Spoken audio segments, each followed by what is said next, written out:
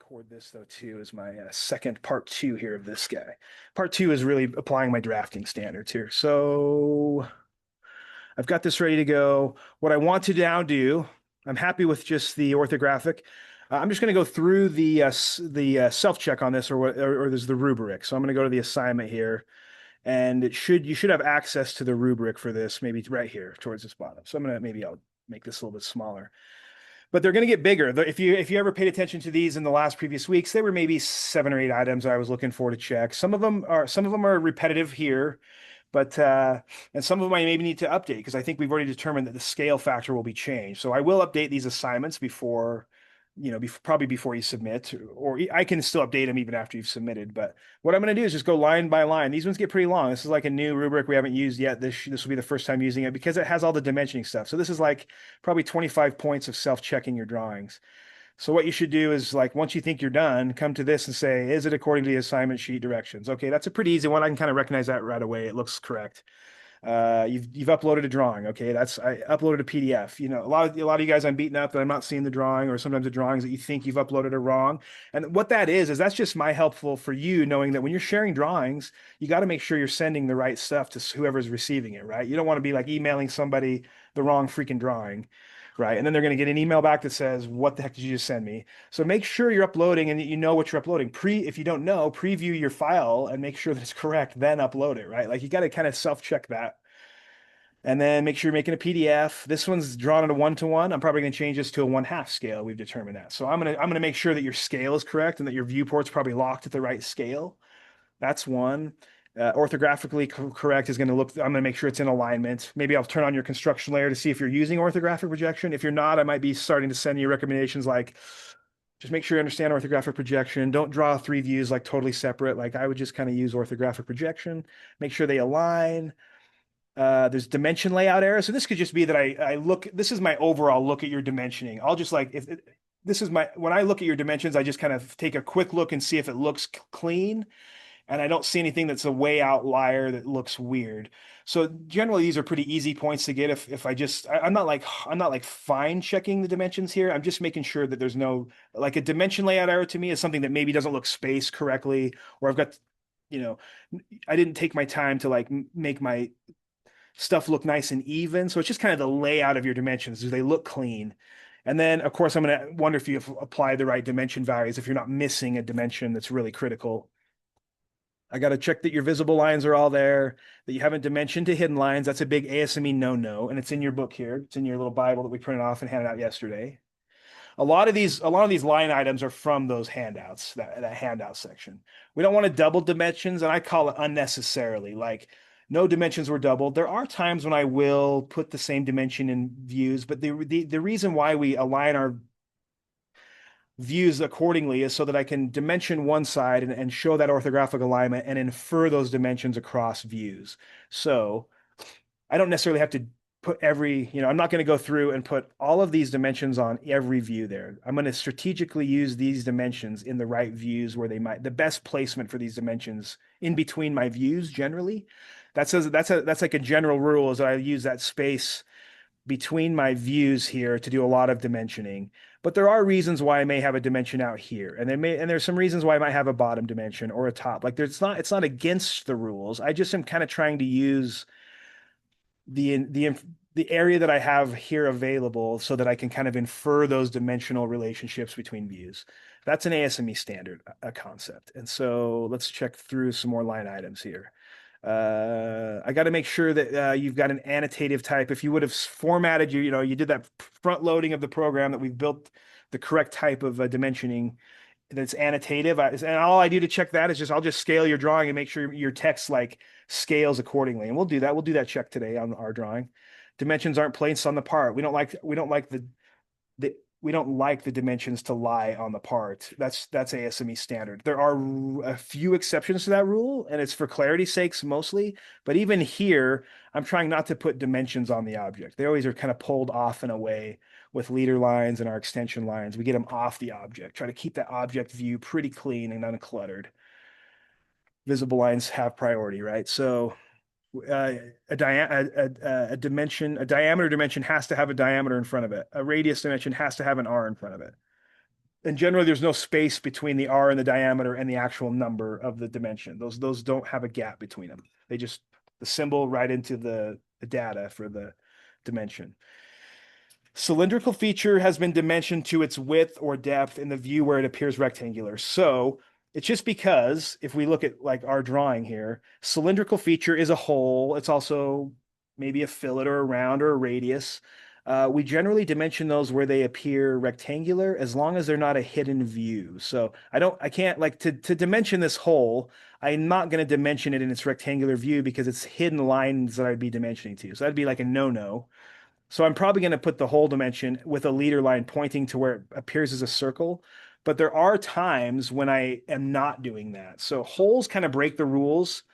Round and truly cylindrical features, that is where I really apply that rule that I'm going to dimension that in the rectangular view of something that is truly cylindrical. Like I think of like a shaft or like a round bar or a piece of pipe that's going to be dimensioned, like its diameter is going to be dimensioned in the rectangular view, not where it appears as a circle. So, So yeah, does that rule trump the don't dimension the hidden line rule then? Or definitely. Like I would say, like never dimension to hidden lines. There's never a good reason for that. oh, Yeah, yeah. So that, so hidden line. so yeah, the hidden line trumps exactly. Like I would say, like the main rule of all those is don't dimension to hidden lines. So that's never an option. So how would you dimension a hole in a rectangular fluid? I'd have to do a section view or a cutting plane. I'd have to cut that part through and then expose the hole as visible line work. And that's exactly how you do that. Yeah. Sectioning or cutting planes. So yeah, yeah. Good question. And then what else is on my self-check item that I'm gonna dimensionings. Oh, dimensions applying to adjacent views should be placed between the views. That's how I infer dimensions across views without having to double dimension. They're staggered. So a lot of times when you snap the dimension, it's going to want to put it right in between, like between right exactly in between the two extension lines. But sometimes that just clutters all of my dimensions to be right on top of each other, and I just need to stagger them so they can be legible. A complete chain of dimensions is avoided, and we'll talk about what that is. But a chain of dimensions is that tolerance stack up that I don't like to have, which is if I come here to dimension this and I dimension out here, and then I might dimension from here to there. And so I do these like dimensions that are working off each other. What we end up having is potentially some tolerance stack up that may affect those dimensions. If the person building them builds it that way, and then the checker checks them that way, we can end up having things that grow in their inaccuracy if I do this chain dimensioning. There is times when I will use it, so it's not like it's not there. And there is a chain dimensioning for crying out loud. There's a chain dimensioning or a continuous dimensioning option here, which is what this is. This is like continuous dimensions are kind of a chain dimension. It even shows there, like on this little ping pong paddle, that these dimensions are working off of each other. But that's just dangerous because they can have like tolerance stack up occur. If that happened like 5 or 6 more times from point to point to point to point, I kind of avoid it unless I have a real good reason for it. So, and it could be that the reason is because I'm going to locate the first one super accurately, and then from that one to the next one is the most accurate. So there are some reasons for chain dimensioning if I'm working off of features that I'm controlling. But otherwise, anyway, yeah, we'll get into that a little bit. It's just kind of something I avoid, chain dimensioning. And this might show up on a lot of rubrics where there was really no possibility to chain dimension anyway. Like even our object probably isn't going to lead us to using chain dimensioning. But shorter intermediate dimensions are placed closest to the object, followed by dimensions of greater length. So I don't have I haven't pulled up any examples of these. If I pull up maybe something from a few weeks down the road from where we're at, maybe if I just go to my week 8 and look up an ortho mode that I might have, or an orthographic. Here's an auxiliary support. Yeah, yeah, yeah. So this is what this is saying is like here's a good thing of chain dimensioning that I avoided. I didn't go like a ½ inch, then I didn't go the dimension next and then the next dimension. That would be like a chain dimensioning. They would all kind of be in line with each other. I actually chose to kind of what you'll hear me say this a lot. I've chosen to kind of pick a datum point almost, and then I'm pulling all my dimensions from this particular like line, which is a surface that appears as a line here. Like all of these dimensions are controlled from this surface point. They're not, they're kind of like separate from themselves, right? Like these dimension, this is a more accurate way of dimensioning from a single point surface rather than chain dimensioning them together and letting them vary from point to point. I'm controlling one side of this thing and dimensioning to it. What that creates is the next line on our rubric, which is um, I place the shorter dimensions, those intermediate dimensions, closer to the object. My half-inch dimensions are closer to the object. And then the longer dimensions come away from the object, right? So this is just something that looks more legible as I do that. Like my shorter dimensions are closer to the object, my longer dimensions are away. They're staggered to avoid, misinterpreting which dimension goes with which line. I try to stagger those. Here is kind of a concept of chain dimensioning, one to one here across. That is what chain dimensioning looks like, and it gets worse and worse the more dimensions I would do that to, and my accuracy of my part gets worse and worse if that's what I'm doing. And so that is that item. Let's see what else we've got that I might need that for. This is super critical, and this is ASME standard. So dimensions closest to the object are placed 3/4 of an inch in an inch template or 10 millimeters away from the object in a metric template. So if I go back to this, that's the first half of this self-check. Every dimension that's kind of like the first one in the side, kind of like if I look at here, these 0.5s, they are coming away from the object 3/4 of an inch. And I just type that in. When I snap the lines of where the dimension in, I just type in 0.375 and it pulls that away 3/4 of an inch. Sorry, 3/8 of an inch. Then from there on out, they're a 1/4 inch and away. And we set that standard. We formatted our thing. The baseline spacing is what we formatted as a 1/4 inch when we did our dimension style. We set it at a 1/4 inch. That way I can quickly place. So the way I usually dimension, you'll see me do this, is I come in here and I just start snapping dimensions and I pull them to any distance. I start with my intermediate ones and I go to my longer ones. I snap all those. I might set my first short ones right away at 3/8 of an inch away, 0.375. And then I have a quick selection option here. This little like on your dimensions. I'm on the annotate tab, by the way. And on the dimensions palette, there's a teeny little ruler with kind of 2 leader lines looking. This is a space. This is dim space. It will apply the baseline spacing that we put in our format, which is a 1/4 inch. It'll apply that. So I will choose kind of like the source, which is the first one in the series, as my, and then I start choosing these other dimensions, and I can quickly space these as a 1/4 inch. So that's kind of a finish up thing. I like these dimensions to be clean. Those are minimum spacings, by the way. There are reasons why, and I think this is a good example. These are the first dimensions in this particular view.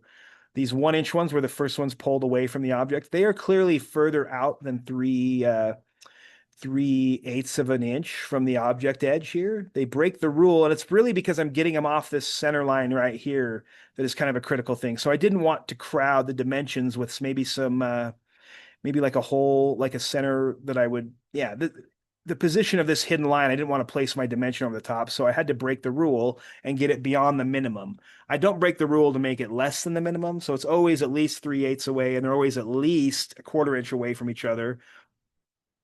But I can go wider if I need to. They're just minimum suggestions. Those are those two here. Then we have a visible gap of a 1/16 of an inch between the object and the dimension extension line. Luckily, that was pre-programmed as well. That was one of the dimensions we put in when we formatted our dimension style. For ASME standard, we like that to be the gap where the extension line meets the object. And sometimes it breaks this rule when we're dimensioning to a center line. But generally, there's a gap right here of a 1/16 of an inch between the extension line and the object edge. This is like for general dimensions. That's just their rules, how they follow. But we break that a little bit when we're dimensioning to a center line. Like here we have maybe an extension that goes, well, not really. That's actually coming across and it's pulling a feature. These extension lines can go across object lines. That's something also to notice here. It isn't against the rules to bring extension lines across object lines. They just need to be a 1/16 of away from the feature where they're pulling from generally, unless I'm hitting a center line, like in this case, these dimension lines are lined up with these center lines because center lines I can dimension to, hidden lines I can't. So center lines I dimension to, and I actually pull the center line to actually have a little bit of an overlap to an extension. So that's kind of where that's a rule breaker, but normally this is the rule here. So I look for this. A lot of times it's because you've chosen like a different like those extension lines, sometimes the way you've picked your points to dimension, it'll draw them across the object. And if it doesn't need to, you'll hear me point that out all the time on your drawings that you need to pull back your extension lines to the object edge. so that the default will apply here and create that gap. So I know this is like we're used to this one. All those center lines need to extend a quarter inch past their features that they're associated with. And then the shoulder of the leader must start at either the beginning or the end of the note with the shoulder mid height of the lettering. So if you haven't built your leaders, you need to build your leaders, and that's something that you set in your leader. So it's really just a leader style that's been formatted to account for this. So a lot of you get a lot of easy points on this because generally, if your dimension style is built correctly, a lot of these will just be, your front loading of the program takes care of a lot of these line items. And then see my last one, I like it being last too. My line type scale has been adjusted appropriately to display all the correct lines. So that's when I take a final look at my drawing with dimensions and everything, and I say, is everything that's a center line appearing as a center line? That doesn't mean they all have to be the same scale. They just need to break up the line so I can identify it. I can see here that this one is a finer pattern than this one. And that's not what I'm looking for in the drawing. I'm just looking for the line itself to represent itself. So I feel like at the end, I have maybe a few different line type scales that work for me, and that's fine. So yeah. So, and this is one that we'll draw in the future here, but let's go to the one we're working on right now, which is dimensioning this one, which we have like a little bit of time to do it. This is not the correct orientation. I had one that was better. It's this one. I haven't saved it yet. I'll probably better save this thing, save as. Done all that work dangerously. It's week 5. I call it this anchor base, but it's not ortho. I call it, sorry, ISO. I call it ortho. Ortho. Save it. Okay. So I've got my new anchor base ortho. And let's do this. So dimensioning. So I just go to my dimension. One thing I think I said on my video, or I don't know if I caught it in class, but once I've programmed my dimension style, which we did yesterday, it's a 2 decimal place dimension style. It's all formatted right. If you ever need to modify it, you just go into modify, and you can go in and change all this stuff that we changed yesterday to be how we want it. It has the right text associated with it. So I always just change I don't like this to say current. Like I think it says use current as the default on this. And that's just annoying to me because whatever layer you're on, I happen to be on the center layer. It's just going to be, that's going to be what it puts your dimensions on, and you'll have to push them to the right layer. So I always make sure I toggle this on I just want it always to be dimension layer, because we have a dimension layer. So now I just start snapping dimensions. So what I have is this up on my screen. I probably need to put all of these dimensions in there. And then I need to decide maybe how they go. So I have that up on my screen. Maybe I'll start with my front view. I think I start my front view a lot with my dimensioning, but I feel like this is going to be a front view dimension. I think we've determined that probably I'm going to have to hit these in the front view as well, because otherwise they appear as hidden lines in other views. That one's probably going to be a top view dimension where that radius is able to be seen. And then this width will be in the front view. So I'll have that 1 inch in the front view. This dimension will be top view. And I think I told you, like, if somebody's done their isometric drawing right, these kind of give indicators of which plane they're on. So if the oblique nature of these dimensions, they kind of show you those are probably associated with the top view. These ones are probably associated just by their oblique nature, that they're kind of front view or right side view type dimensions, because the dimensions kind of match the plane they're taken from, is the idea here. This is probably going to be top view information here, this 3/4, and I mean the whole is going to be, and holes are like dimension to their center lines, and then they have a size of the hole associated with them with a leader line. But you don't really have to use a leader line. We actually can just use a dimension, and I'm not going to use it, even though these look like leader lines. I'm actually going to use the dimension option to do those. So 4, that's probably going to be a top view stuff. So I think I'll start with my right side view and start putting in what is clearly right side view information. So, yeah. Oh yeah, dude. Yeah. Oh yeah, yeah, yeah, yeah. I'll just stop sharing for a minute. Yeah. Anytime that happens, just like you should just yell at me really loud because you can't. What's that? You got to yell louder. Like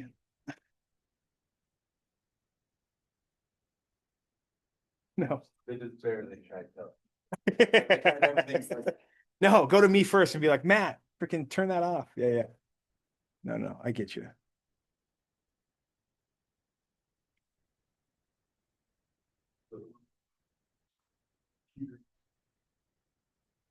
Yeah, so I'm going to start dimensioning here. So what you have is options of types of dimensions here, different types. This dimension option here will just kind of be a quick like, oh, it should get this indicator. I'm glad I did this. I'm in model space and I'm trying to dimension. I feel like this is the M&M, the one shot. You get one shot, don't mess this up thing. Uh, sorry, that's Eminem because there's a song. I don't know if it reminds me. If you get one shot, don't mess this up. This is just an indicator. Hey, you're on an annotation scale. You're at one-to-one drawing. Is this where you want to apply dimensions? If I get this, it should be an instant thing that says, heck no, I do not want this. Now I can, you want me to jump back in now on the windowed? I'll continue. You're logged in? Yeah, yeah, good. I'll throw my screen back at you guys. So this is my indicator, like don't put my dimensions here. I'm in model space, do not dimension on model space. Let's go through the viewport to dimension. It's the rule of dimensioning. It's the rule of text writing. I use it as my rule. Once I hit this point and my drawing is done, I'm really done with probably model space. And now I'm coming over here to one thing that Riley pointed out to me was that yes, on our B-size sheet, this is going to look pretty small at a half scale. It would still be fine. But this will actually look good still if we put it on the B size, but I think this fits better. So I'm going to go into my A size sheet and I'm going to double click in here and I'm just going to put this at a half scale. Mine's locked for safety. Don't trust anybody with your viewports. Lock your doors. And then I'm just going to place, I think this is going to actually, the A size sheet's going to work best for this particular object, just the size of it at a 1/2 scale, that is. So I'm going to lock that down now. And this is what it would look like on an A size sheet. So I'll probably change the assignment to be half scale and on an A size sheet will be great. This would work great if I had multiple parts to put on here because this potentially this one would work great because I'm going to unlock it for just a minute and I'm going to move this down here. Like, and I actually have more room than my viewport, but this sheet could eventually have multiple parts on it, essentially is what it could have different ports with different objects on it. So this probably, if I printed this off, the size of this is probably a good size, actually, like really legible with my dimensions on there. It'll probably look really good. It's just as a drawing that's ready for more information. Like, and that's kind of how we do drawings, a lot mechanical. We might put multiple parts on one sheet because I have the space and I'm not just going to go on to the next part on its own sheet if I have room to work with. I might do some borderings. I might add some additional borders just to break up from part to part, and they might have their own little like table of a parts list associated with them. So we break up our drawings like you would in an architectural drawing. I'm generally gonna fill up my drawing space. Here we don't quite make that connection because we're just these little one-off drawings, but so I think an A-size sheet will look great. I really can put the viewport on either one and take a look at how they look like, but Hey, Matt, yeah, what if we spaced that too much to put on the A size? then it's okay. Then just put it on a B-size sheet. Yeah, so if it fits in here, good at a half scale. Yeah, because at a 1-to-1 scale, I could tell that this is not going to fit with dimensions, right? It's just not going to work for me. I have to scale these down at a half scale at least. Probably a 3/4 scale would be a great scale for this one on a B-size sheet. That might even still be too big for you. And it's really, I have to build a custom scale, which is not hard. I just don't want to do everything that I have to do here at once. I kind of want to make this kind of an easy entry. I feel like we've already made this difficult by having to reorient it in my mind from how it's shown in the isometric. So I'm going to stay with that as my only hurdle I really want to get over and just try to keep the dimensioning easy here. But yeah, I think A size is fine. So whatever one you're going to use, just do this technique. The way I apply my dimensions is through the viewport. So I always zoom into viewport here, right here. Plus, make sure your windmills are turned on here. Make sure these are your annotation scale automatic updates, and these are annotation objects, which may or may not affect you too much right now, but for sure this one with the little lightning bolt, that's going to be your auto update scale. I'm going to go ahead and lock this one down, by the way. But so whichever one you're using, whether it's B, I'm going to use the A size. Mine fits pretty well. And so I'm going to be in here and I'm going to zoom to viewport right here. So this is how I go into my viewport to dimension as I go in right here. It gets the blue border, like I'm looking through the window. I'm safe to do dimensions. I won't get that error mode, or I won't get that little reminder that you're like in a 1-to-1 model space. Does it matter? So, so let's start doing those front view dimensions. So I'm just going to pick dimension here. And what we do is like, I'm going to dimension to the hole. So one of the dimensions I need is from the center of a hole to here. And I'm going to pull this out. And I think, I don't know. Oh, I have my annotation objects are not showing up. So if you did this like I did and nothing showed up, it's because when I was talking about these, I turned that one off. And this one is considered an annotation object. So this should show up now. Center of hole to here. Maybe what layer? I don't know what's happening to mine. I got to figure out what's going on with mine. So stand by for just a minute because my dimensions, I have something weird. I'm on the center layer. Maybe that's it. Maybe my dimension layer is turned off. So here's my problem is I have my dimension layer turned off. I think I have it turned off on my template. So that's one reason why it's off here. So now I've got my double. Now I look like I've got not 2020 vision. Yeah, we're doing 3D dimensioning. It looks pretty good actually, but I don't want both of those. So in the event that you keep snapping lines and nothing appears, maybe the layer is turned off. So be careful. Good lesson learned there. So there's one dimension I've snapped. I pulled it out here randomly.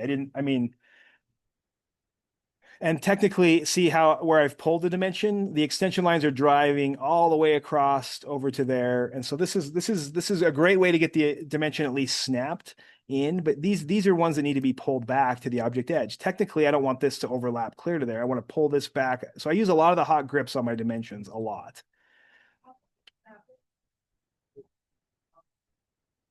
Yeah, like since I was off from it, let me do it again. So I'm on my annotate layer and I'm just choosing this dimension. And like there's a lot of different ways I could place even this single dimension. Like I can do what I did, which is like center, and then I pulled it down here.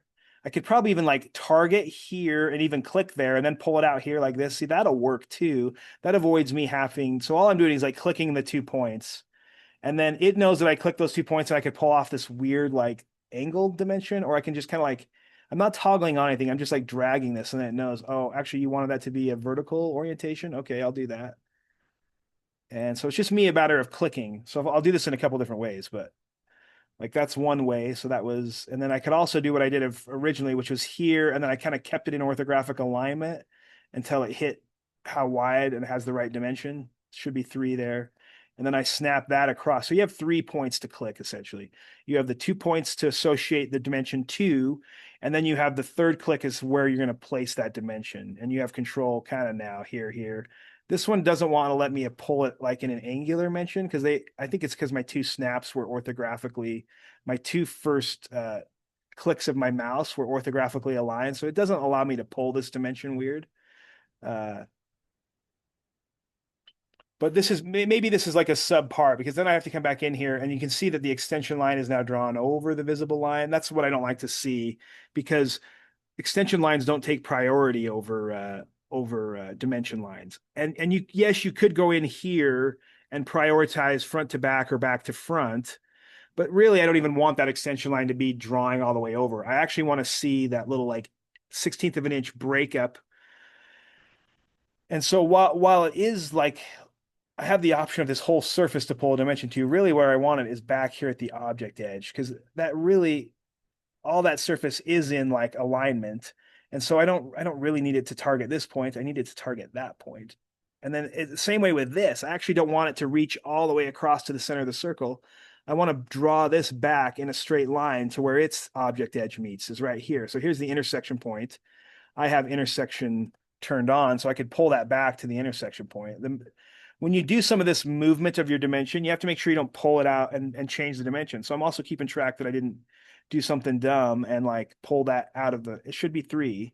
That's according to my drawing as well. So if this is changed, it's usually that you've pulled the hot grip out of alignment. But the rule from ASME standard is that center lines reach out to extension lines, not the other way around. So don't let your extension line reach out clear over to the center of that circle. Do like I did. I used it as a reference momentarily, and then I'm going to break the rule here, and I'm going to say this center line needs to actually extend out to this dimension line. Sometimes I just line up my hot grip from that. I generally don't pull on when I use center marks or center lines from the quick snap feature. I generally don't pull the extension different. I keep that as 1/4 inch. I generally pull the square grip, sometimes out to the object edge like this, and then I use that to my advantage to get my alignment there like that. So that's just like pulling the hot grip out to its next intersection point, using that 1/4 inch to overlap the extension line. Technically, this is correct. Center lines reach out to extension lines. Don't worry about that yet. I don't even worry about that yet. That's like my final icing on the cake as I looked right before I make a PDF. So right now I just am focused on dimension cycles. And I kind of stick with my view that I'm working on. So I think I need this dimension in this view as well. This is probably going to be the littlest dimension. So what I say, this is how you kind of plan with and follow an ASME standard. It's a little bit annoying, but it's like I'm in the dimension. This is going to be the shorter or intermediate dimension here. This 1 inch dimension of how tall, how high this plate is here.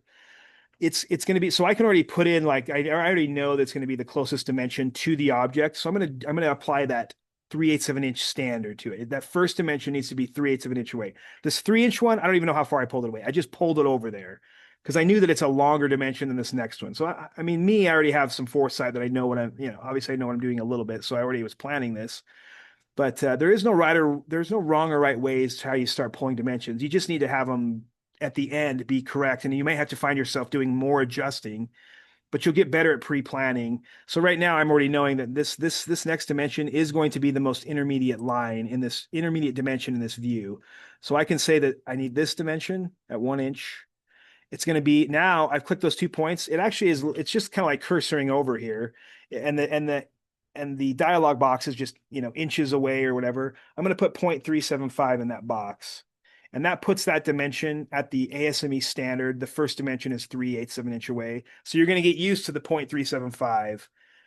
And then I'm going to always say 3/8, but that's what that is. That is ASME inch standard. If I was in a metric template, it'd be 10 millimeter. It's the same equivalent of 0.375. So it's just the same, only with millimeters.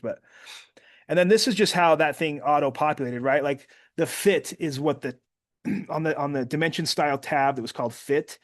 However, that was toggled on. There was just some boxes you could select. It just decided that I'm going to put the arrows on the inside and I'm going to throw the dimension out. That's just one of the types of fit that it did. You have control over that a little bit. Like I don't love this, right? Like I don't love how much of a leader it needs and that these are going to impact each other. I can fix that, but I feel like this is already going to interfere with that. And I probably can fit it. Like I might determine like if I just drag the hot grip on the dimension, I can change that and say, actually, I'd rather have it be like this. I want my arrows to go out and I want my dimension to stay in. It's 3/8 of an inch away. That's as close as I can be, and that's about as close as you can be with 2 decimals. If it was 4 decimal places of accuracy that I was holding, I'd have to move it away even further because it would run into my, it'll take that text and draw right over my object line, and I don't like that at all. So this I'm happy with. Mine is putting. Yeah, it could just be like it. I think ones can decide. Went top, bottom, then it's gonna drop bottom to top. Yeah, and you have some options to like move that. Like I could say, oh, I want it over here, or I want it over here. This would be okay to me too. Like this isn't necessarily right or wrong or good, better or best. Like this could be a legit way to have that dimension show up too. So you definitely have some options if you just grab the hot grip of it. Even if you didn't pick the right order of operations, like Sky was saying, like sometimes your selection from one to the other is kind of this order of operations that you're setting. And so, like you say, top to bottom, bottom to top, sometimes you have a little bit different control over where the dimension can move. How would you select it? That it goes to the middle. Well, I think you could maybe change the fit. You could prioritize the fit. I think it's probably like if I went to if I went to here and under fit, I probably can choose one that says put the arrows inside all the time. I think I've got either text or arrows as best fit. So it just kind of chose for me. I kept these as the default load and I haven't changed them. But if it was super annoying, and I agree, some of our parts are little and they are kind of annoying. But like I say, as long as I don't have interference between dimensions, I'm happy. Um, if I take a look here, like what other dimensions might be in that view, probably these radius ones need to be there. Have that height there. None of these other dimensions are really going to apply to the front view. It's arguable, could I do the overall height here? Yeah, I probably could. It might be a helpful dimension to have, actually. Like there might be some redundancy of information, but it's not truly like totally redundant. But let me do what that would look like would be the same dimension, but I might be picking the very apex point of the radius here. And I kind of like doing this where I'm kind of already kind of trying to prevent having to click and drag too many hot grips. But I'm going to pick that one, kind of do it. It looks like I'm going to do this weird angled dimension, but this is going to give me control over just pulling one like that. So I tend to, and I'm going to stack this one up out here. We're starting to crowd that other view, and that's got to be something I'm worried about too. Like I don't want to, I don't want, I want these dimensions really closer to the object they're taking from, and this is starting to crowd that other view. So I have to be careful there. I haven't adjusted these spacings though. They're just random spacings right now. And then, but I like how this, I like having maybe an overall view of this. So what I would do now is what we can use our baseline spacing kind of like quick. And sometimes I don't do this till the very end, but I think I'll just kind of snip away a little bit at a time. Sometimes I place a lot of my dimensions and I come back and kind of clean them up. I think I view this as my cleanup phase a little bit here. But those are probably the three dimensions I'm going to that I'm going to pull that are associated with height. And so right here, this adjust space, little ruler, little teeny button on the dimensions. You don't get this on this dimension, like you don't get this on the annotation scale on the home tab. I generally am doing my dimensioning from this little bit more powerful palette here of control. But here's dimension baseline spacing, adjust space. So this is I select that command first, then do something with it, right? I tell you that a lot. Like I still when I come help you guys, I see you guys are in the habit of like selecting the object first and then going to command. I try to, it kind of messes up some commands. I always think command first, then do something with it. And so I'm into this base dimension, and what it wants to know is which one, select the base dimension. That's kind of the one that I've already like strategically placed 3/8 of an inch away. That one's my base. Now it says select dimensions to space. So I'm going to actually select these next two. And then I just right click. Those are all my items that I have selected. So it's either enter or right click and enter the auto value. Yes, because that's that 1/4 inch that we pre-programmed. And then it looks like that. So that's already kind of brought away those dimensions from that other view. And so that helps keep that a little cleaner. These are already kind of staggered. You could stagger these more. If they're not staggered, they're hard to read. So staggering helps. And sometimes I'm doing this fine adjustment here with my hot grips. And this is good. These I have breakaway points. I have one overlapping one. That one goes to the point of tangency. If I really zoom in, it is broke away from the object. It kind of looks like it overlaps it, but this is good. This is good dimensioning practice right here. Intermediate dimensions, longer dimensions. So this is kind of what we're looking for. They're in between views, so I don't have to go over here and hit 4.5, 3, and 1. These are inferred dimensions across views now. I can infer that this is the center line. That's the same center line. Orthographic projection helps us view that. So what I want to show you is the way I check if you've got this right is if you exit the viewport here. So I'm going to go minimize my viewport. So sometimes I'm bouncing back and forth. This is what it looks like on paper. This is why my dimensions are off, is because I think I use this template for the dimensions on a particular assignment so you could build your template right. So I have to delete these off mine right now, but bear with me for a second. There's my actual dimensions. Here's my viewport that's locked down. I'm on my A size sheet at a half scale. If I unlock that, what the reason why we picked not standard dimensions, we picked annotative dimensions is for this feature right here. We always want kind of our text to be the same size no matter what scale my object is. So if I go to it, if this thing needed to be a double scale, I don't want that text size to be twice as big as it is right now. So this will automatically, as long as my little windmill and my lightning bolt thing is selected in blue on my status bar, this should automatically update. If I went to a double scale, my text size, while my it doesn't fit on here, but my text size remains the normal legible 1/8 inch standard here. So because we set our text style to be annotative 1/8 inch on paper space. If this thing needed to be very micro small, like a 1/8 scale, my text is going to bounce and be able to be read. Although it does it will, if that's what I did is a really small scale, it might find that when I have to do that, I might have to go in and adjust my my dimensions so they're legible again. It's best to kind of pick your scale before you start dimensioning for sure. But I can see that my annotative dimensioning is working for me. And that's my quickest way to check if you've built an annotative text or not. I'm gonna lock this down again, but yeah, we want that. That's the whole process of annotation. Okay, so I'm gonna go back into my viewport to do more dimensioning. We've just got to finish up here in a few minutes. We can. There's not too many more dimensions to put on here. There are a couple more in the front view though. The radiuses I could put in. So I feel like I have a little leeway on in between views with the radius and the diameter. I'm not going to put them in here. I don't want to do the diameter to hidden lines here. So I'm going to use this as the only view that I really have a good option for my hole. Maybe it would be better in a rectangular view, but I don't have that option based off what I've drawn. So they would be hidden in the other views. I'm going to use this as my diameter for the hole, which is I'm just going to use the drop down here. So don't use a multi-liter here. That would not be the right way to dimension this. While it can be done, and I break the rule and sometimes use it for dimensions, mostly I use my dimension and my diameter that I have an option right here. So this is cool because it points to the center. I'm going to select this object, and it automatically, when I move around this, the leader line always points to the center, which is a way better standard than just having some random weird pulled angular leader that doesn't point to the center. So I like this. And it already applies my diameter symbol as well, which is what I need here. So I can either choose here, and strategically place this. Generally the rule is like a 45-degree angle on a leader line, right? That's what ASME would like us to do.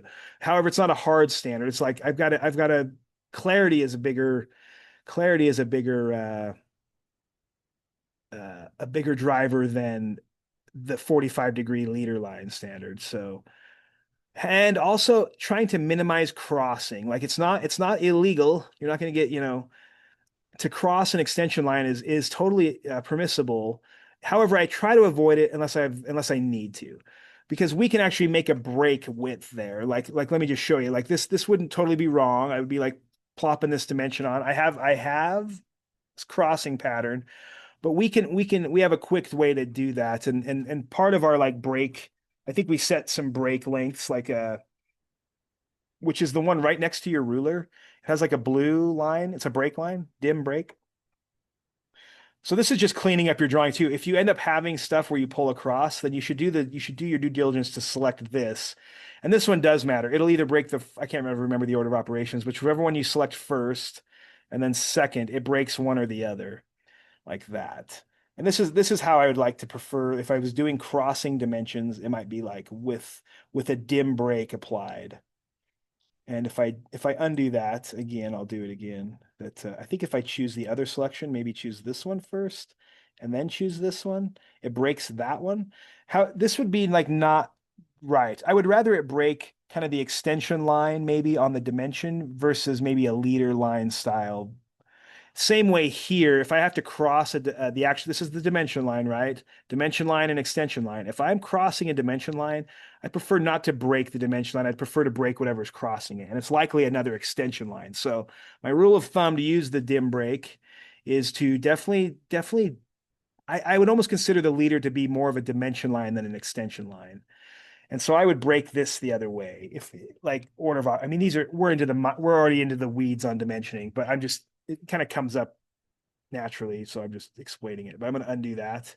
I just wanted to show you there's an order of operations with these that I would prefer this one to be chopped by this one. And this would be a better practice. Maybe the other one's good. This is better. And worse, I would say that this is probably good. Better is with breaking at least putting a break in it, and best would be breaking the correct one if I did like a 3-phase. And in some places, I might not even choose to do that here. And I might just be like, well, if I just drop the angle down from 45, maybe this is a better placement because this is legit. Or could I say that this is fine over here? And yeah, this could be okay too. The reason why I'm going to choose here, even though it's not in between the views, is because I'm going to do the other one right next to it. So sometimes I bundle and save, like Allstate or something. I don't know, but bundle your home and auto insurances. And so sometimes I will do like when features are kind of close in relation, and there is a relationship here. These are concentric. The radius and this are concentric. So I might, if I'm thinking like a good drafter, I might bundle both those dimensions in the same vicinity of each other. Just as far as like when I'm looking for the whole size, I'll see the radius size. My eyes will be in the same area. So I have control over how the viewer views and makes sense out of my drawing.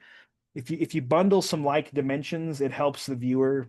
This is a small note though too, but what it is it becomes a radius dimension for this one here. So I'm going to choose that and probably choose this in. It'll already apply our radius command to it here. Maybe I would choose to just go like something like this. I still like some separation, some staggering. So something like this might be where I would do both of those. And maybe I could decide, oh, this one could have been pulled a little bit. You end up fine tuning this a little bit as you go, right? Like I might have decided that that's a little too steep. While it doesn't break any specific rule, maybe I can come over here and say this is a little clear, maybe. Yeah. That's the best view to snap those two dimensions. Over here, I need to do some width here. So I'm going to go back to just my, this is my, this allows me to keep in the dimension command when I select this one here. It allows me to go like maybe here to here and pull that out. And then I might go here to, see, I'm in the dimension command continuously now, just snapping lines. Like I'm picking like points of tangency there and pulling them out. So there's 3 dimensions I need in that view. I just pulled them really quick and now I can clean them up. But that's just me picking this dimension command, and it just kind of keeps you in the command. I feel like the drop down ones, I think they just are one and done. You can put enter to get back into it again. That's fine. Or I could right click and enter into it, or you can just select it from the drop down again. But it just kind of is a one. You'd have to enter to go back in. So I use this to my advantage a lot, just like keep dimensioning. That's why I said when I jump into my dimensions, I sometimes are just snapping dimensions that I know I need, and then I start organizing them. And the other ones we're going to need are probably some the linear length across this width here. So it's going to be like this one, and this one is the overall, and I'm going to pull it like straight like this out, and maybe I'll have some interference for a minute, and I'll clean it up. I also probably want to pull to the circle. However, I wouldn't want to pull from this to there. That's a poor rate. That's a poor dimension because it's a radius feature. It's like from here to here. I would say it's not, it's definitely like okay, but there are definitely a better place to pull that. And what I've kind of built over here is a datum of sorts. So I would pull the center line to this from this front edge here. This is like a much truer surface. And so this is a better practice for the center line to come from this edge and not from this corner to here. And it's just because of the nature of this feature is not the easiest to locate that dimension from maybe a radius here. So this is where, I mean, this is where experience is king, that we as young drafters will probably pull dimensions from things that are not good choices, like not a good feature to base a dimension from. And this is where, that's why we're in this class, essentially. I'm here to help. I'm from the government, or the state government at least, and I'm here to help. Like that is where I'd prefer to pull that. It seems like I'm building like a big old stack up of dimensions, but that's good actually. That's like that's pulling dimensions from like a datum. You know, how we call this datum, this like control point of an object. And as long as I really get this part straight and true, I have a great base to pull dimensions from. So there's kind of a system to my thought pattern here a little bit, but could I have pulled the dimension overall from here? Yes. And I could have dropped it down below here. Yes. Like it's not, that wouldn't have been wrong. This just helps me infer between the two dimensions that 6.5 relates to both. I can see the alignment. I need to associate this. This one I couldn't necessarily put in 0.375. So the way I do this, now I'm cleaning up these, right? Like I've just dumped a bunch of dimensions here and like let me clean them up. So I'm going to start with the intermediate dimension. There's still more dimensions I think I need here though. So I'm not going to do this yet. Like let me pull these away a little bit even actually. What I see is I need some dimensions for that whole pattern. This. And I'm going to pull it from the same. I'm going to pull it from the same datum point over to the center of that and down. It's going to be my shorter intermediate dimension. I also need to pull it from this edge up. That's going to be a great place to pull it. So I think I need a couple dimensions here. I need from the center, over to this point of tangency or whatever. That's going to be a nice intermediate dimension in that. And then I need it here too.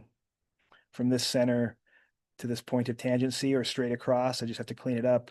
And then it's going to be over there. So now I get it turns into a mess. You got to kind of keep track of it. That's the one.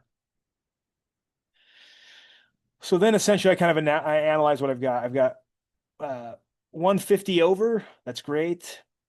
7.5 up, yep, that's great. It doesn't help me locate this whatsoever. I could infer that inch and a half applies to that one if I pull their center lines across each other. That's a great way to show that vertical alignment of those two holes and only have to use one dimension. So I'm probably going to do that.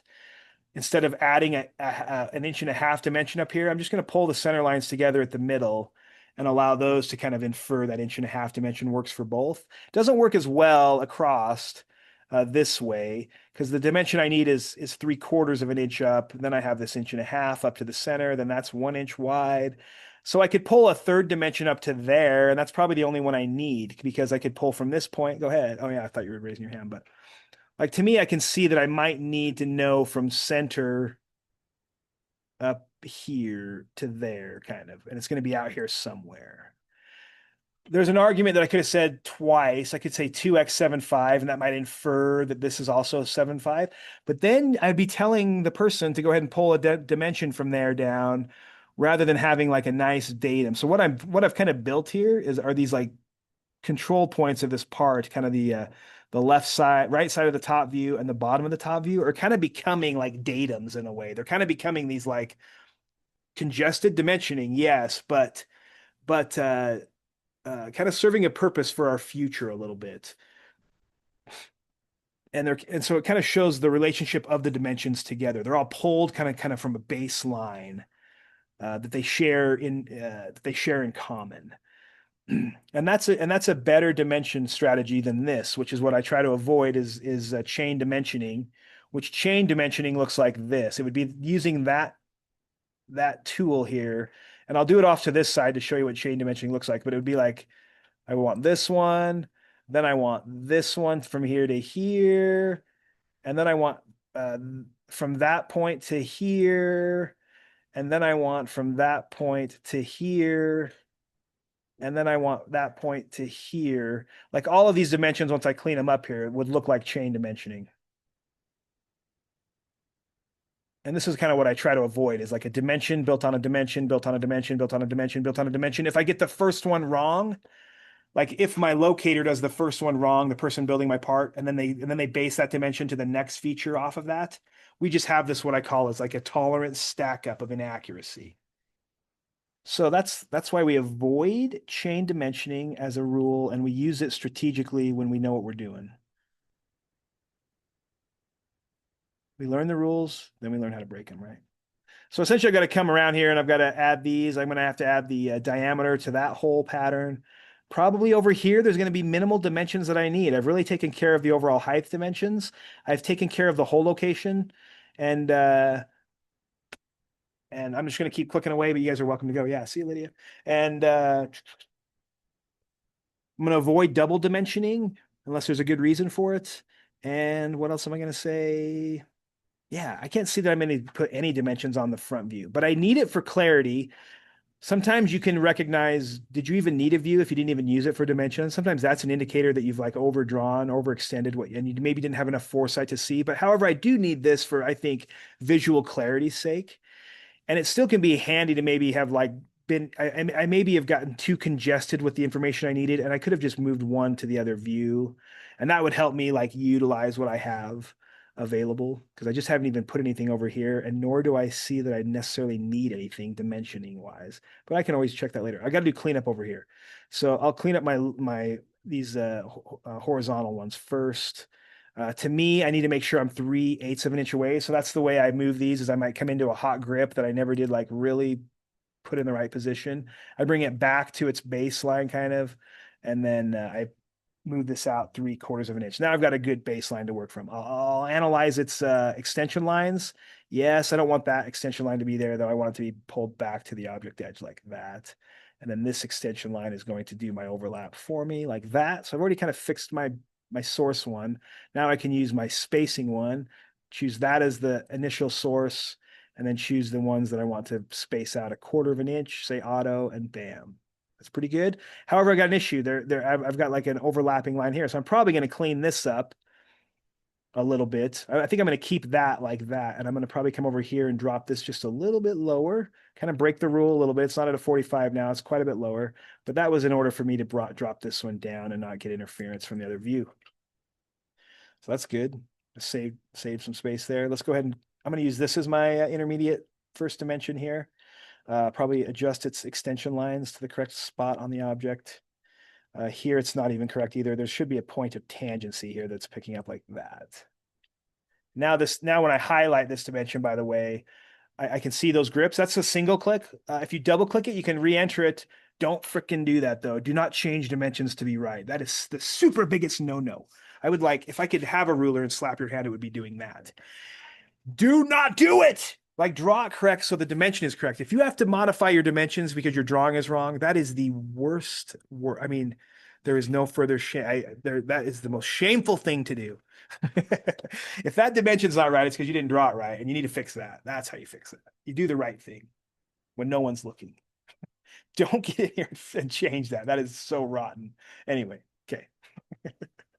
There might be some reasons in other programs. I'm not totally saying that Revit you might not do stuff, but yeah. So I get what you're saying, Arya, and I just wanted to assert myself. Just visualizing me grabbing a ruler and slapping your hand if you change that dimension. Fix the drawing, but no, I'm just kidding. Okay, so this one I need to anyway. What I was going to say though, yeah, you double click into here, you do have the option to modify that, and that can be helpful to add symbols that might not have come with the, what I do want to show you actually is that it is handy. You double click in here, your ribbon menu turns into more of like a word processing ribbon menu where there is a symbols library.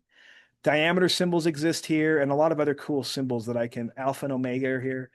But there is other too, and I get access to a huge like font library here. So this is super powerful. I have spell check on all the time, so that's a good way to avoid spelling errors. Is make sure on your ribbon menu that you turn on spell check for any text data you might add to a dimension. But no, this is actually super useful. Like I shouldn't have to change the dimension or font style or anything. That should all be pre-programmed. But there's some stuff in here that I can add to my dimensions. So that is handy to know. The other thing I want to say is a single selection. Yes, that's usually how I get to my hot grips. But if you single select and right click, it's a super powerful menu. You get the option to push this to a different dimension style. If you had one wrong, all of your dimension styles will show up here. The precision, I can do like a spot correction of precision. You can also do this from my properties panel here, but I like to use this right click menu a lot, where especially when I feel like I most toggle between different dimension styles and different precisions here. So I'm gonna keep making this video, but you are totally welcome to leave, and I will post like a part 1, part 2 for this because I'm not gonna finish talking until I'm done. But don't feel like I have recorded everything, so. I need to clean up this one. This one looks like I've got some overlapping. It really should come out to the object edge. This one should come, that one is okay. I don't like the placement of the text. I feel like this could fit in between just fine like that. I haven't even spaced these out yet either. I think I did space this one. Let me check it. All I have to do is like grab it back to here, grab it again, maybe type in 0.375. This is what makes you a drafter, not just some hack. Like a hack wouldn't do this. They wouldn't spend the time doing all this, but a drafter does because it's art. I'm actually creating art, right? So I use those two to line up. Like you'll see me do this a lot. These two are going to be both kind of the baseline dimensions. Like they're both intermediate dimensions and they don't interfere with each other. So rather than stagger them like this, I'm going to drag this one maybe by its like grip here on the arrow grip. And I want it to orthographically align with that first one, which I spaced at 3/8 of an inch. So this to me is good. This is a good practice. Like that looks like chain dimensioning, but really there's a space in between them. They just happen to line up. And I feel like I can clearly delineate between the two, with this one maybe being spaced out away from it. And then, of course, this one's going to move in, but I just got to make sure its grips are right. Like, I don't like that. I'm going to bring it back to the object edge, double check it here as well. I think I drug it. I need to bring it back to the point of tangency here on a radius like that. When I zoom in on here, they're all breaking away. That's good. And this one, of course, needs to reach out and touch someone like this. Think of those center lines are like Michelangelo's Sistine Chapel painting. They got to touch like that. These start to break the rule because I need them to touch a dimension. That's why a dimension extension line. And then this one I feel like was pretty correctly placed. Yeah. So now all I need to do is do that baseline spacing. When you do this and you have double on the baseline, don't select both of them though. So when I go in here to use that nice spacing tool, just choose one of these that's in the correct position. Like I can base this one. And then I'll choose just these ones that are, sorry, I need to choose that again. Maybe I don't know what it did. It exited my command. That one is my, and then I'm going to select these ones. I don't know why it won't let me select that. What is the problem? Maybe I'll select this one and then this one. I don't know what it's doing. It won't let me select this dimension for some reason. It's probably because I'm doing a break instead of the ruler. Let me try this again. I think I was in the wrong command. I was grabbing the break instead of that. So now I've chosen all those. Only one of the single base. I'm going to say auto. And that's going to jam them together, which I think I'm going to obviously recognize that the minimum spacing is a little tight here. So I'm going to drag maybe this one out just a little bit. I'm going to just create a little bit of like auto space, a little bit of staggering, and just a little more space maybe here between these two. This one is the one that's really having my issue. I need to kind of drag it up and maybe just away a little bit. Yeah. I think I can reapply this though too. If I say I like this one now and then do these ones at a 1/4 inch. Yeah, they'll kind of space themselves away. So this might be legit. If you don't like this, I could drag this one down and around the corner. Maybe I'm not going to get the selection based off like the way I initially entered. So I'm probably going to leave it here. That's good. That's going to be all right. I need the diameters of the fillet radiuses. So I have a radius that needs to come in here. This might be a good place for it, or I could do here. So I like a radius like this. Sometimes it'll be like this, and that just means that you're pulling it into a direction where it kind of has to have like a reference arc made. It's okay to do that. I try to minimize that. If I can get it clean like this, it's a little bit easier to interpret. On little features, sometimes on little parts, I do have to have like it, I have to have it build its little arc, and that's okay too. Like I think we get used to reading prints with those, but here might be that. The problem is here, rather than have to do that twice, I think I'll go back into here and edit this, get into the front of this and say 2x. 2x has to be in capital letters. And there has to be a space between that, one space between that and the radius. So this is the correct way ASME would like you to write that. 2x, no space, then a space R. If it means, if we're talking like a length times a width or a by, if the X means by, there's a space on both sides. But this means 2 times. 2 times radius 1, that allows me to say that that is the other radius. 2x radius 1. I can do the same thing for the whole pattern here on these ones. I'm gonna choose a diameter dimension. And I'm just gonna try to point to this in a clear area. Like I could go above it here. Sure. I could go here. And I'm gonna have to do the same thing. So I'm gonna have to come in here. Once I've placed the dimension, maybe I'm exiting it. And then I'm double clicking into this so that I can edit this and say 2x. Typical would be a real lazy way to say that. That would be like really inferring there's no accuracy at all involved. There's just 2 typical. No. 2x is way more precise. 2 times that whole pattern. I need the front radius as well. It's the only place where these front radiuses. So I feel like I am going to have that. I'm going to have some. I'm going to do another radius dimension. So it gets the R. It's going to point to center, but I am going to have to cross that. There's just no way around this. I don't feel like I'm going to love this. It gets a bit. I think this is a better option. Or I could come over here and do something. That would be okay. I might just go like this though. And I'm just going to break that extension line so that it doesn't overlap my, there's 2 of these as well. So I'm going to also click in here and say 2x, 2x. Yeah, I think sometimes when I do these drawing ones, they take me a little longer to draw. You might see me like when we start on like Thursday, I might already have the orthographics done and I might just be focusing on dimensioning in class. So you can always get to that point on your drawings if you want. At this point, especially just do your orthographic drawings first. Maybe be ready to go in class on some. But this, I'm going to do a break. So I'm going to choose break. I think I'm going to break this around that. I think that's the right order of operations. I don't know. Maybe I did it wrong. This around this. I don't know. I don't think it's working on this particular spot. I don't know why. Could be that it's just I agree. Like maybe it's just like it doesn't have the it's not quite making sense out of what I have. It's because my arrow is crossing rather than this maybe. So what if I do that? See, now it does. Once I actually had that, yeah, like you said, it won't show the arrow. And maybe I'll just kind of strategically use this till the arrow is out of the, yeah, I don't know what the best placement is. Definitely clarity like this is fine. Yeah, I like that. Are we missing any dimensions? This is how I check if I'm missing any dimensions. Look at this. Do I have that accounted for? Yes. That, yes. That, yes. That, yes. Those, yes. Do I have the 4, 3/4, 1? Yes. 1.5. So what you have to do is what you're always looking to define is look at the features of the part and then think of size and location. Those are your 2 like brain thoughts: size, location, size, location. What's the size? What's the location? So if I pick this whole feature and I'm thinking that to myself, what's the size? Make sure that dimension's on there. The size is that. What is the location? 1.5 by 3/4. So I would need to know a size and location for this. I think the one thing I determined is if I don't want to have to do double dimensioning, I can pull these together because I'm thinking of their location now. And so that made me trigger a thought process here that was like size and location. Well, I've got size, I got location on one of them, but I haven't inferred total that this is like now I look at this feature and I say, does its size counted for? Yes, up here, two of those. So that means this one. Is its location accounted for? Yes, 1.5 inches by 3/4. Good. What about this? Oh, the size is 1 inch. What's the location? Well, it goes over the whole part.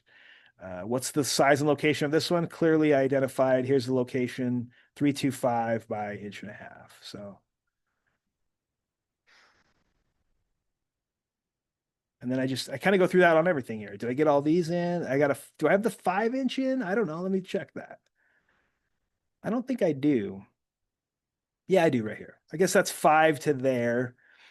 That doesn't, I could infer some lineup maybe across here. Like the five is definitely saying the whole location. I don't clearly show that the 5 relates to here.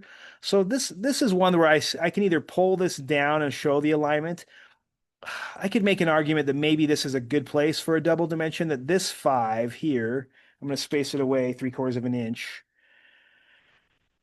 Maybe that is a good dimension because it's really a different feature. This 5 is the whole location.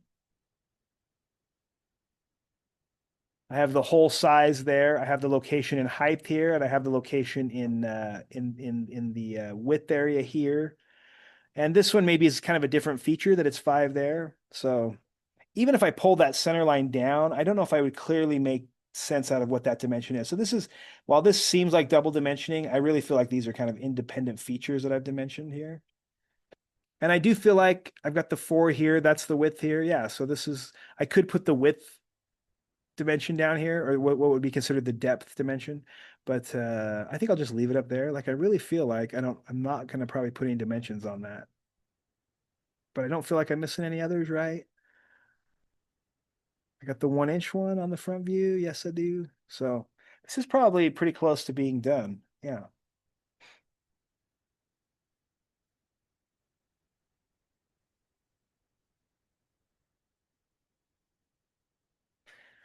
Somebody really detailed might argue that they'd like to know where the center of this is, like maybe the center location for this radius. We're inferring that the radius is really sharing these points of tangency. So I feel like it's a little bit of a detail that we may have there could be a checker that might say I need to know the center location. And if that was the case, I might be like, okay, I'll put it in there. But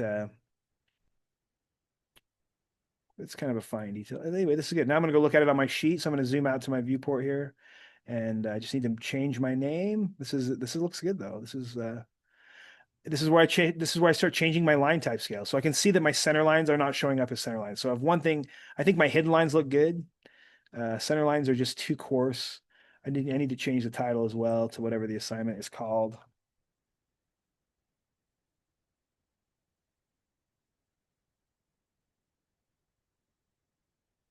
I think this one's called anchor. Anchor base? Anchor what? Is it base? Anchor base, and my date is today, 23rd. Not 5/23, but 23rd. I need a. So fix my line type scale now. So I like this. Sometimes I'll turn off my grid. I've got a lockdown grid. Maybe I'll just turn off my grid pattern so I can see this a little clearer. And then yeah, I can just come in here now. I'm in the viewport, so I can get control of this and say this is just too coarse. I'll go down by half. Pretty common for me to use a half scale here. That looks better. Then I can use some of the just match properties to go around this, and just watch yourself when you use this because it can change. Sometimes the extensions might change on you and you might not catch it. I think I might go a little finer than 1/2 inch. I don't know. I might choose that and go the quarter scale, 0.25 scale. Maybe that looks a little better if I match those.